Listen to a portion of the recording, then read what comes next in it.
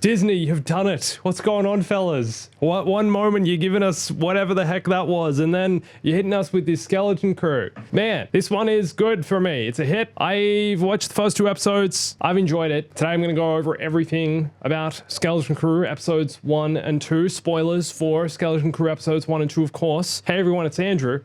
Disney, my goodness. What is happening with this company? The mismanagement, as everyone's saying right now. Even today, there was an article from IGN that came out and they're like, Disney have mismanaged the Star Wars license. What they've done with Star Wars since they got it basically has been such a mixed bag with so many misses, it feels like. Ever since basically the argument made since The Last Jedi, since that came out, everything has been a bit of a mess, and we've had projects that are a bit hit and miss. For me, Skeleton Crew, which is what we're here to talk about today, of course, really nailed it. It's the aesthetic that they were definitely going for with that Amblin style, Steven Spielberg inspired 1980s Goonies vibe, and man, they're hitting that on the nail. I'm trying to assess this one as, what if this wasn't a Star Wars show? What if this was just a show that I was going to watch, or that, you know, released, that wasn't necessarily set in the Star Wars galaxy? And would I like it if that were the case? And I think I would. And that's the way I'm trying to watch this. It feels like it's just a good show, which is kind of the same way I think a lot of people look at Andor. Andor is a good show outside of it being Star Wars or not. The show creators had a very clear vision with what they wanted to achieve, and they went ahead and achieved that. Can't speak for season 2 yet, of course, we haven't seen it. But season 1 is some of the best Star Wars Disney have produced in the Disney era. And I think this show so far, Skeleton Crew, is going to be up there because it feels like, once again, the show creators have set out with a very clear vision of what they've wanted to achieve and are nailing that so far. The sense of adventure within the first 5 seconds, you're like, this show already, the production value is better than The Acolyte. And I know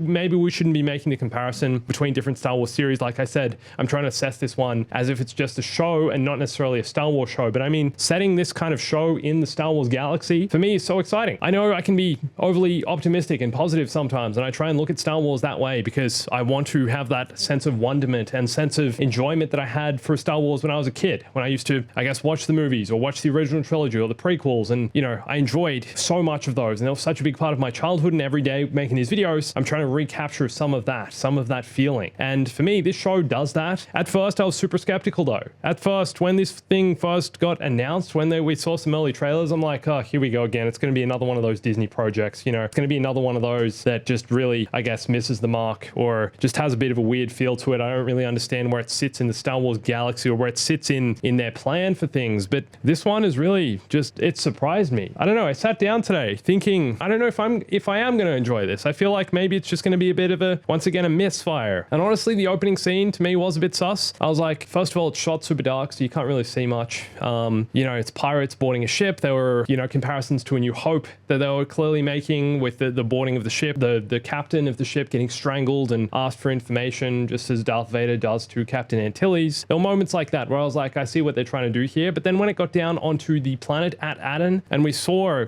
just the Star Wars neighborhood, at first I was like, this is kind of weird. But as the characters started to, I guess, progress the story and the character development started, everyone's got so much personality. Even the droids have so much personality, so much more personality than we've seen in any other Star Wars series, possibly for the last little while. I mean, bar Andor, apart from Andor, for me, there's already more personality in this than there has been in so much other Star Wars of recent times. I feel like it's perfectly hitting that sense of nostalgia as well. Like I said, with that Amblin style of show, this one really feels like it's going right up that alley and it's just trying to recapture that feeling of the 80s. For me, the big moment that really sold me on this one was when the kids were in the ship. They'd realized it was a ship. They'd gone outside of their planet, breaching the Great Barrier, and the ship began to jump to light speed.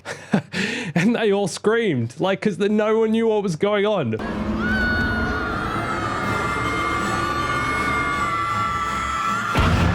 First of all, the kids hadn't seen stars before, which is kind of crazy. Hadn't seen the sky, I guess, because their planet was surrounded by, I guess it looked like gas, or maybe that's part of the Great Barrier. But then after they saw the stars and the ship was on autopilot and started to jump to light speed, and they all completely freaked out. And then the first episode ended. For me, that moment just sold me. It was so pure. It felt so pure. I think that's the word for it. It felt so much like these kids are just, you know, experiencing this adventure for the first time. I felt like I was in their shoes in that moment, and like they were about to set on this grand adventure and were, you know, seeing new things for the first time. It's such a cool feeling, and I think that that's the feeling Star Wars had in the beginning. That's the feeling everyone had when they first went to the cinemas in 1977 to see the original Star Wars. It was like, oh my goodness, what are we watching here? What is this on our screens? What are we seeing here? So good. Really got me, man. Really, really got me. It's taken us right back there. It's taken us back to that feeling, and I really appreciate it for that. There are definitely a few standout. I mean, the locations and the architecture for me also really impressive. I really liked the suburban setting, the architecture of the houses and even of the school, and some of the shapes, and kind of a lot of it's very, I don't know, a bit Blade Runner inspired, some Art Deco inspired as well, with some of the curvy shapes and geometric lines you see in the houses, the lighting even in the kids' houses. The scene where kid climbs on the roof and sees Neil in the bath. He's like, what? That got me so out. It was so unexpected. It was just like it was like a brief moment. Like they didn't have a conversation through the glass or anything. It was just to show, oh yeah, hey, I'm here. And he was like, what the hell are you doing here? But he's in the bath. Like it feels so out of left field, but it's a moment that really sold me. I loved it. It made me laugh. Like actually lolled. I also really love the spaceport, the pirate spaceport. Like what a location. It feels like somewhere that does exist in Star Wars. Even the little kind of dingy boat ship that took the kids from their main ship to the spaceport, and the little monkey thing that was driving it, and they had to tip him. It was so funny, man. It was so like, what is this? What are we seeing? And then as well, just want to say the huge plot twist, the huge kind of little plot twist that the planet they are from is a lost treasure planet, and that all the pirates, it seems like a place of, you know, great fortune and legacy, and it's a place of myth. Some of them didn't even believe it was true, which is why I guess when the kids told everyone, hey, we're from this planet, and they seemed even sus about sharing that,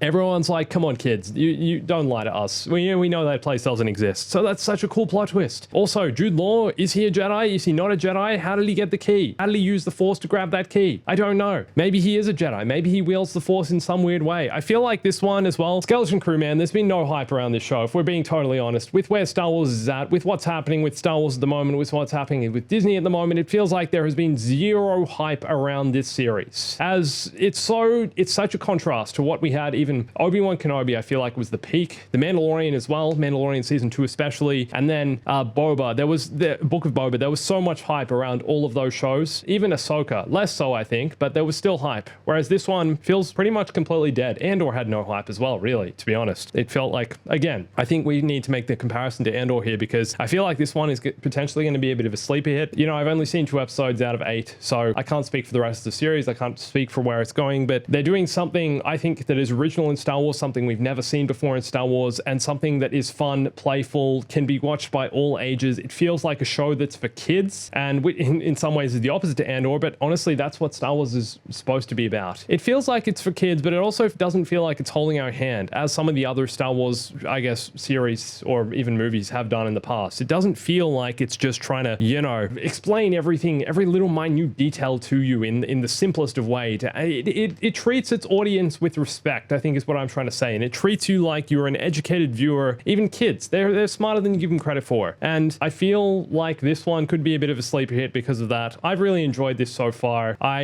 am really keen to see more. It's good to be back talking about a new Star Wars series, to be honest. It feels like it's been forever since we were talking positively anyway, and I'm just excited for what this is going to bring, and I hope you felt the same way about it. But please let me know what you feel about Skeleton Crew. Did you enjoy this? Did you not enjoy it? Where do you think the season is going to go? Where do you think the series is going to go? Do you think this is going to be a bit of a revival for Star Wars? Let me know in the comments. But thanks for watching this. Subscribe if you're not already. My name's Andrew. I'll catch you soon.